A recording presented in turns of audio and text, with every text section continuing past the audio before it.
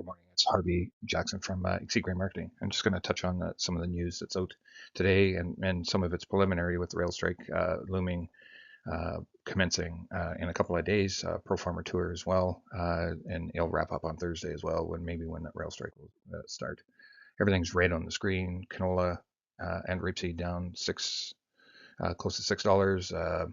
The canola oil is down as well, a third of a penny. Crude oil is basically flat, and everything else is down. Wheats are down marginally as well as we sit here right now.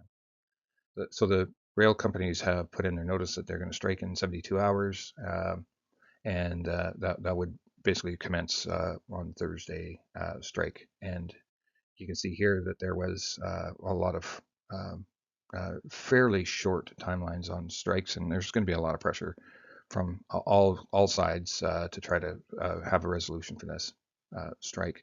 Now, it's anybody's guess how long it will last. ProFarmer tours commenced, and they're seeing not a whole lot of differences between last year and this year, as I just quickly scroll through here. Some differences, but not a lot of differences. And you got to remember, these are the key growing areas in some of the corn and soybean areas as well, overlying each other. And the other part that you want to maybe just understand, that this is not covering all of the corn and soybean growing areas, and the yields may be impacted outside of those areas as well. So corn, there's it's starting to get a fair bit of maturity. Dough and dented at 74 dough and 30% dented, so that we're moving along in maturity. Spring wheat is actually moving along in harvest here as well, 31%, a little bit slower than this past week, just because of rain that's gone through there and slowed things down, and heavy dews and everything. And the other thing that I'll point out is a lot of the good to excellent ratings haven't really dropped off. There's corn at 67% this week, and last week was the same. Spring wheat is actually up 1 percentage point, and soybeans are basically the same. So let's just go through the canola quickly. We are trying to get some support here at this $565 values, and the market has definitely got a lot of pressure down, and likely coming from some of the corn and soybean stories that are going on as well, and a big Western Canadian crop. Now, there's always contention on how big this crop is going to be. We'll see next week what the Stats Can gives us, but it will be yield estimates from July from the NVDI, and we'll see how that actually impacts the market. I'm still thinking there's some more downside yet to canola because of that. So sales that have to get made, well, we have to come up with a plan. Rapeseed is actually bouncing up, come down to support levels as well in the short term that were made just a couple of weeks ago, and we'll see if we can hold some support there as well. Rapeseed price converted to Canadian dollars minus the Canadian rapeseed prices. So this is basically telling us right now, when I took the screenshot, that rapeseed is $107 more expensive than the canola in Canada. Now, there's cost to get out and margins and all that stuff, but it should point to some sort of export market for ourselves.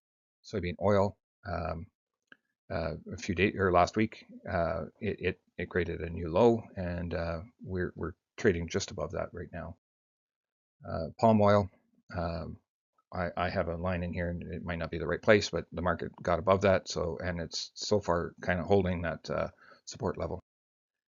Here's your soybeans, and if we look at the timeline of the soybeans, and this is a whole year, and you can see that this has been a lot of pressure in the market over the whole year. This is last fall and how it traded, and now this is what we're seeing so far this fall with a big crop coming. You can see possibly why. So if you go look at this drought monitor and you go look at where the soybean growing area is, and you go back, you can see that this area is absent of drought now, and that's probably putting a lot of weight on this market.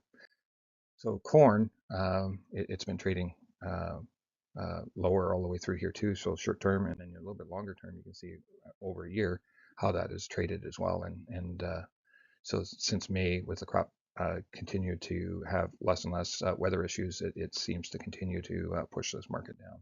Again, here's your drought monitor and the area, and if we go forward, You can see that the corn growing area is not impacted by a lot of drought. And the same thing with spring wheat here. We've been actually bouncing off support since July. So this sideways movement is possibly a good thing when we look at the markets, because the longer it takes to like if a buyer is wanting to buy and he's not um, if the market, if the grain isn't getting cheaper, then they don't feel they missed out. But there's always the issue or the thought process that this you know this market might have um, a recovery at some point in time, and hopefully we can get that.